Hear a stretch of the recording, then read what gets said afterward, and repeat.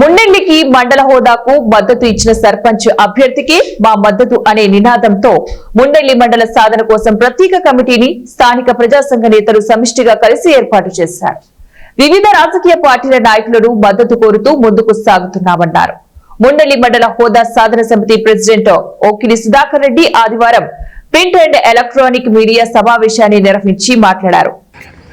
అందరికీ నమస్కారం. మా స్వగ్రామానికి విచ్చేసినటువంటి మీడియా మిత్రులందరికీ పేరు పేరున ప్రతి ఒక్కరికి ధన్యవాదాలు తెలుపుకుంటూ నేను ముఖ్యంగా ఈరోజు మీకు తెలియజేసేది ఏమనగా మీడియా పరంగా రెండు అంశాలు ప్రధానంగా. మొదటి అంశము బీకోడూరు మండలంలో అంతర్భాగమైనటువంటి మున్నీలి గ్రామానికి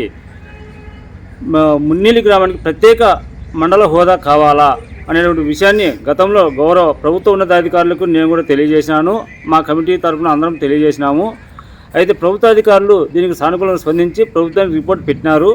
కానీ 2026 సంవత్సరంలో మన కూటమి ప్రభుత్వం వారు స్థానిక సంస్థలు భాగంగా సర్పంచ్ ఎన్నికలు నిర్వహిస్తున్నారు.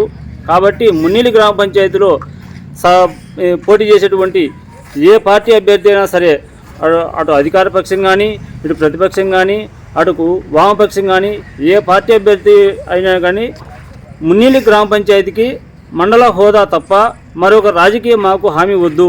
కాబట్టి ప్రతి మున్నీలి ప్రజల్లో ఉన్నటువంటి ప్రతి ఒక్క ఆకాంక్ష ఏంటంటే మా గ్రామానికి మండల హోదా కావాలి, మాకు నిజమైన అభివృద్ధి ఇదే అనే విధంలో మేము ముందుకు సాగుతున్నాము. మా ప్రజల యొక్క ఆకాంక్ష కూడా అదేను.